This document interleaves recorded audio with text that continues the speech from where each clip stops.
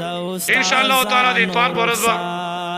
په اجمال کې زمونږ دستار باندې کېږي یعنی بخاری ختم لکه څنګه خلک قرآن وایي نو خلکو کې مشهوره ده اصح الکتب بعد کتاب الله البخاری صحیح کتاب د الله کتاب نه بعد بخاری دا بخاری مونږ لفظ په لفظ باندې دا اولنا تر اخره پورې وویلو ختم شلو نو پدې برکت